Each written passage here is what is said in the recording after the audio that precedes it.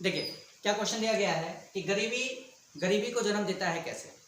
ठीक है, तो देखिए गरीबी गरीबी को जन्म देता है क्योंकि गरीब व्यक्ति कोई भी कार्य करता है उसकी आय जो होती है वो कम होती है।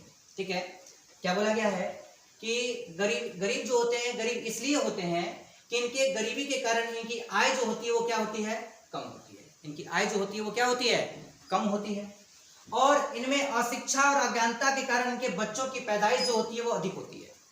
ठीक है, गरीब हैं, पढ़े लिखे कम हैं, और पढ़े लिखे कम होने के कारण उनमें अज्ञानता होती है और वे अपने परिवार में, ठीक है, उनके जो बच्चों की पैदाइश होती है वो ज़्यादा होती है।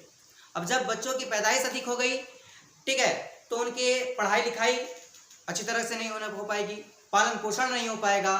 ठीक है, उसके बाद उनकी आने वाली पीढ़ी भी क्या हो जाएगी, और ज़्यादा गरीब हो जाती है। ठीक है, क्या हो जाती है, और ज़्यादा गरीब हो जाती है। फलतः उनकी अगली पीढ़ी गरीब हो जाती है और गरीबी का कुचक्र, ठीक है, अनवरत चलता रहता है और यही जो प्रक्रिया है वो चलती रहती है। इसलिए अगर आपको गरीबी को नष्ट करना है, गरीबी को हटाना है, तो सबसे पहले इसमें शिक्षा बहुत ज़्यादा जरूरी है।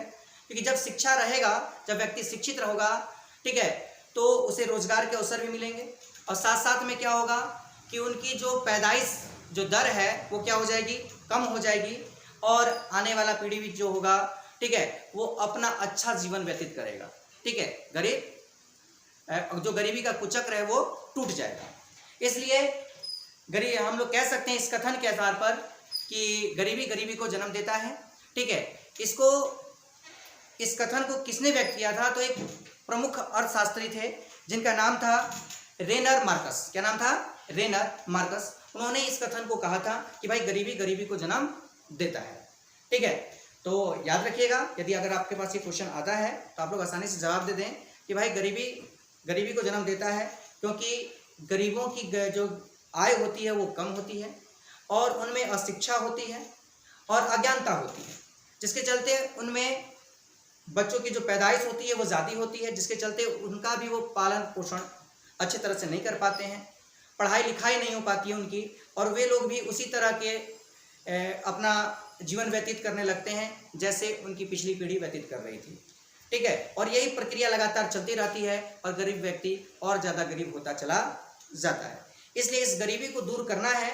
इस गरीबी को दूर करने के लिए हमें सबसे पहले क्या करना होगा, ठीक है, गरीबों को शिक्षित करना होगा और उन्हें रोजगार के अवसर देने होंगे।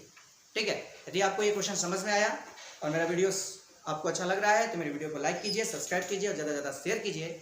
मिलते हैं इसी तरह के क्वेश्चन के साथ नेक्स्ट वीडियो में। All the best. जय हिंद, जय भारत।